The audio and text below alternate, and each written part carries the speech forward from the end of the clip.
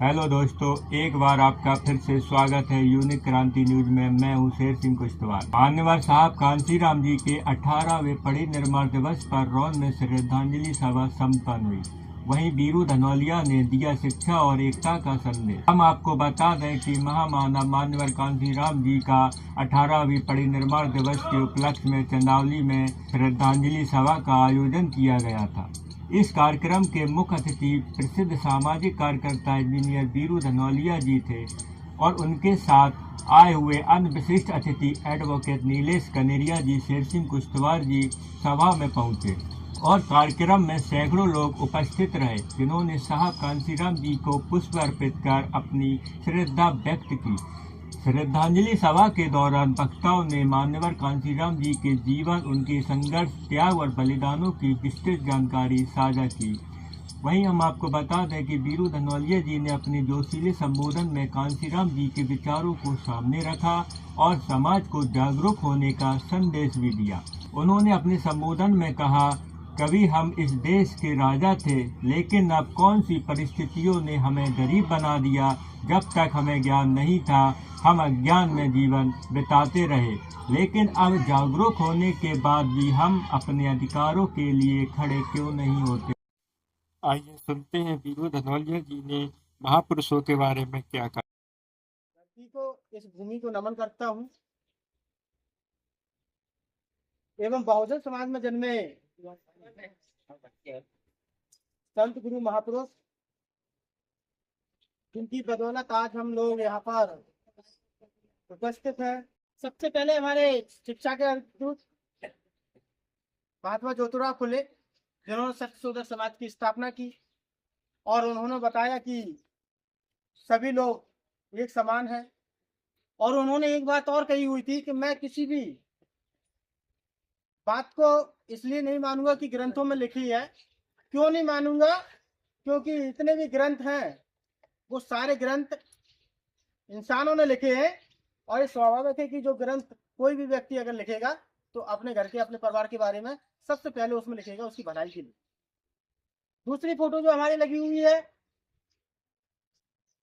राष्ट्रमाता और भारत की प्रथम शिक्षिका सावित्रीबाई फुले जी, जिन्होंने इस देश में शुरू से ही महिलाओं को पढ़ने लिखने का अधिकार नहीं था। चाहे वो महिलाएं किसी भी समाज, किसी भी जाति की, पढ़ने लिखने का अधिकार नहीं था, तो उन्होंने सबसे पहले पढ़ने लिखने का, आप सब लोगों ने जो आज पढ़ रहे हैं, जो हमारी महिला पढ़ रही है, उनको उन्होंने अधिकार दिलाया। उसके साथ साथ आज अगर किसी को पढ़ना चाहिए महिलाओं को, तो सावित्रीबाई फुले जी के बारे में। और सबसे बड़ी बात है कि जो महान पुरुष की आज हम पुण्यतिथि श्रद्धांजलि के रूप में जो मना रहे हैं, हमारे महापुरुषों ने जो किया या जिनने भी जो बलिदान दिया है, आज हम लोगों की बारी है कि इस बलिदान को जायज न जाए, उस चीज को बहुत अच्छे से समझें। सबसे पहले जो नींव होती है वो होती है शिक्षा। अगर आप लोगों ने पढ़ा होगा, सबसे बड़ा कोई विश्वविद्यालय, यूनिवर्सिटी थी तो वो थी नालंदा विश्वविद्यालय। नालंदा विश्वविद्यालय, ओदनपुरी विश्वविद्यालय, विक्रमादित्य विश्वविद्यालय। जब हमारे महाराजा हुआ करते थे, उस टाइम पे उन लोगों ने इस सारे विश्वविद्यालयों की स्थापना की, लेकिन उन लोगों का सिर्फ एक ही उद्देश्य था। उन्हें पता था कि अगर हम वास्तविकता में अपने समाज का भला या आने वाली पीढ़ी का भला करना चाहते हैं तो सिर्फ एक ही रास्ता है, वो है शिक्षा। आज हमें सबसे पहले इसको देखना है कि वास्तव में शिक्षा का स्तर क्या है। भले ही किसी भी कंडीशन में हो, लेकिन हमें अपने बच्चों को या हमसे छोटे हैं उनको शिक्षा के लिए प्रेरित करके उन्हें आगे बढ़ाना है। एक महापुरुष थे, उन्होंने कहा कि एक अचंबा ऐसा देखा, मुर्दा रोटी खाए, बोलत से बोलत नहीं है, हाथ लगे चिल्लाए। तो उस टाइम पे जो महापुरुष थे, उन्होंने भाषा भले ही दूसरी थी, लेकिन अंदर से उन्होंने एक ही बात कही है। उन्होंने मुर्दा किसको बताया? इस समाज को मुर्दा बनाते। इस समाज वास्तविकता में मुर्दा के समान है। जब तक इस समाज में वास्तव में समस्या या जब तक इसके साथ अन्याय अत्याचार नहीं होता है, तब तक ये समाज वास्तव में आगे बढ़ने की कोशिश नहीं करता है, अपने अधिकारों को लेने की कोशिश नहीं करता।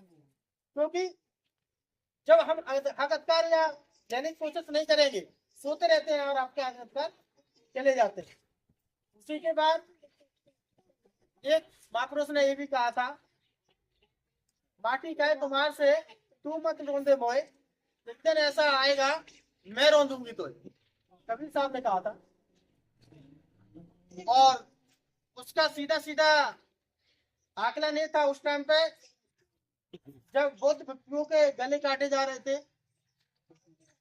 और एक बुद्ध भिक्षु के फिर के बदले में 100 दीनार दी जा रही थी। उस टाइम में उन्होंने अपना भेष बदला और एक साधु के रूप में उन्होंने उपदेश आना शुरू किया और उन्होंने भाषा का उस तरीके से चयन किया कि जिससे वो भी लंबे समय तक चल सके और अपनी जान को भी बचा सके। उन्होंने स्पष्ट कहा कि जो मिट्टी है वो अपन लोग, आज अगर हमें रूंधा जा रहा है, कल ऐसा भी वक्त आएगा ये जो मिट्टी है वही तुम्हें रूंधने के काम करेगी। उन्होंने कहा था कि राजनीति वो मास्टर चाबी है जिसके बदौलत आप अपने सारे दरवाजे, अपने विकास के सारे दरवाजे खोल सकते। वहीं धनौलिया जी ने शिक्षा के महत्व पर जोर देते हुए कहा कि शिक्षित होना अत्यंत आवश्यक है, क्योंकि बिना शिक्षा के समाज का विकास संभव नहीं है। उन्होंने एकता के महत्व पर भी बल दिया और कहा कि जब तक हम संगठित नहीं होंगे तब तक समाज का विघटन होता रहेगा। शिक्षा और एकता को समाज की प्रगति का मूल मंत्र बताते हुए उन्होंने कहा कि हमें साथ मिलकर अपने अधिकारों के लिए संघर्ष करना चाहिए। इस सभा में धनौलिया के साथ अन्य प्रमुख व्यक्तियों में गोरेलाल नौरोजी, लालाराम नौरोजी, बंटीराम धमनेटिया, वृंदावन नौरोजी, गंगाधी नौरोजी, संतोष, राकेश, ब्रजेंद्र, बलवीर, कृपाराम जारौलिया, अनिल कुमार, रमेश नौरोजी, अखिलेश, जवर सिंह, अनिल आदि लोग शामिल रहे। सभी ने मान्यवर कांशीराम जी के प्रति श्रद्धा व्यक्त की और उनके विचारों को आगे बढ़ाने का संकल्प भी लिया। वहीं महिलाओं में सभा में उपस्थित राम बेटी, श्री कुमार लौंग, श्री प्रेमा, चंदना, माया देवी, पूजा, इंद्रावती, लौंगा, प्रीति, वंदना, सीमा, रेखा, सीमा, नीतू और नीलम आदि ने मान्यवर कांशीराम जी के चरणों में पुष्प अर्पित कर उन्हें श्रद्धांजलि दी। इस कार्यक्रम का मुख्य उद्देश्य समाज में जागरूकता और एकता का प्रसार करना था और मान्यवर कांशीराम जी के विचारों और उनके आदर्शों को आत्मसात करने का संदेश दिया। हमारे चैनल में बने रहने के लिए चैनल को सब्सक्राइब करें और वीडियो को लाइक और शेयर करें। फिर मिलेंगे एक नई और बड़ी खबर के